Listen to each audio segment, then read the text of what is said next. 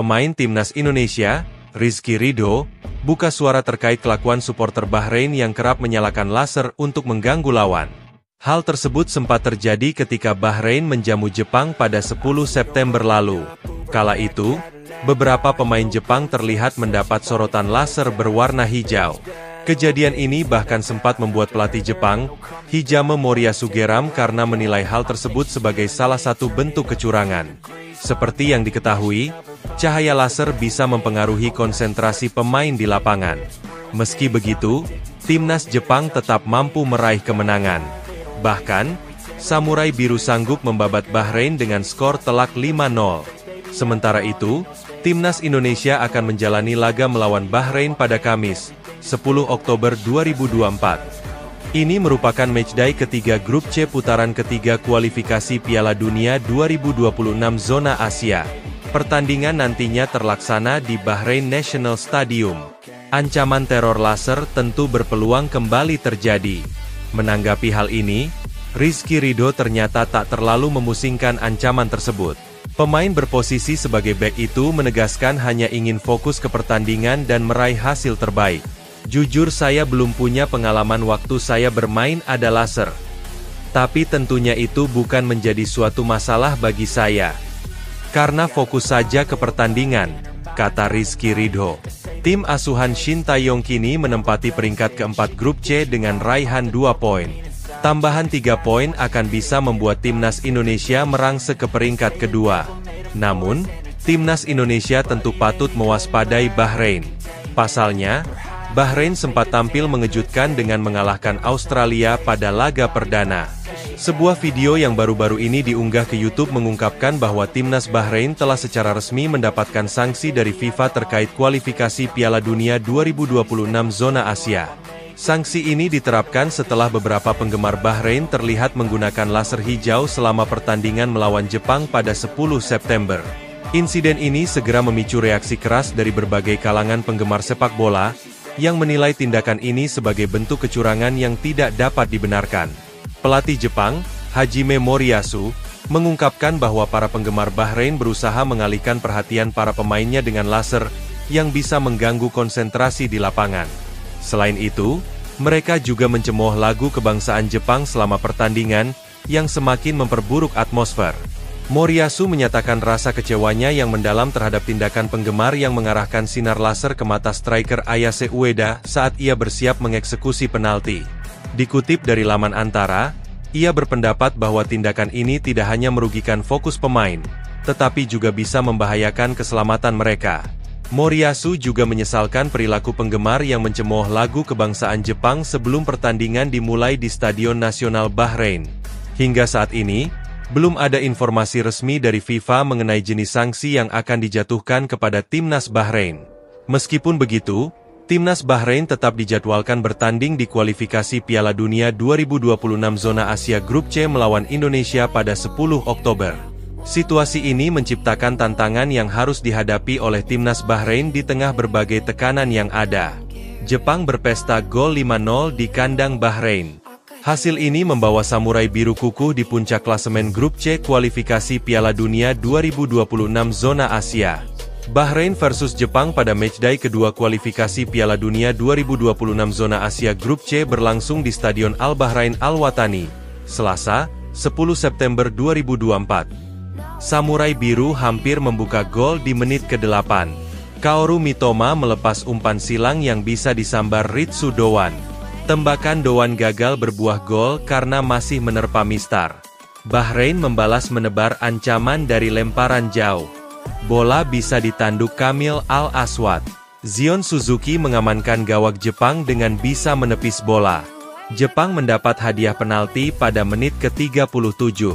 Wasit menunjuk titik putih setelah Abdullah Al-Halasi handball. Ayase Ueda menjalankan tugasnya dengan baik sebagai eksekutor. Jepang unggul 1-0. Skor tersebut bertahan hingga babak pertama tuntas. Tim Tamu langsung mengebrak seal Pa Jida. Ueda mencetak gol keduanya di laga ini pada menit ke-47. Ia dengan baik memanfaatkan bola umpan tarik dari sisi kanan. Jepang tak mengendurkan tekanan meski sudah unggul 2 gol. Hidemasa Morita mencetak gol ketiga Jepang di menit ke-61. Ia dengan tenang menuntaskan bola pantul dari Ueda. 3 menit berselang, pesta gol Jepang berlanjut. Morita kembali bikin. Kali ini, ia menggetarkan jala usai menyambar umpan dari Mitoma. Jepang kembali mencetak gol di menit ke-81. Koki Ogawa mencatatkan namanya di papan skor usai memanfaatkan bola muntah tembakan ke Ito Nakamura. Ogawa menutup pesta gol dari Jepang. Pasukan Hajime Moriyasu menang 5-0. Hasil ini membuat Jepang kukuh di puncak klasemen grup C dengan 6 angka. Mereka unggul 2 angka dari Arab Saudi di urutan kedua. Bahrain berada di urutan ketiga dengan 3 poin. Posisi Bahrain dipepet Indonesia di posisi keempat dengan 2 poin. Menjelang pertandingan melawan timnas Indonesia di kualifikasi Piala Dunia 2026, Bahrain dikabarkan sedang mempersiapkan strategi yang mencurigakan yang telah diketahui oleh PSSI. Meskipun Bahrain sering memberikan pujian kepada Indonesia, ada dugaan bahwa di balik pujian tersebut terdapat niat untuk memanipulasi hasil pertandingan demi keuntungan mereka sendiri. PSSI telah mendeteksi adanya upaya dari Bahrain untuk membuat perubahan signifikan dalam jadwal pertandingan. Awalnya, pertandingan dijadwalkan pada malam hari. Namun Bahrain diduga ingin mengubah jadwal menjadi siang atau sore hari. Perubahan ini dianggap dapat menguntungkan Bahrain mengingat banyak pemain timnas Indonesia yang terbiasa bermain di cuaca dingin atau netral. PSSI berencana untuk melaporkan potensi kecurangan ini ke FIFA, seperti yang dilaporkan oleh akun TikTok tim Garuda. Di sisi lain, hasil pertandingan pertama putaran ketiga kualifikasi Piala Dunia 2026 antara Indonesia dan Arab Saudi berakhir imbang 1-1. Hasil tersebut mengejutkan banyak pihak, termasuk mantan pelatih timnas Arab Saudi, Halil Al-Zayani, yang sebelumnya meremehkan kemampuan timnas Indonesia. Al-Zayani sempat mengatakan bahwa Indonesia tidak setara dengan Arab Saudi, yang berada jauh di atas dalam peringkat FIFA.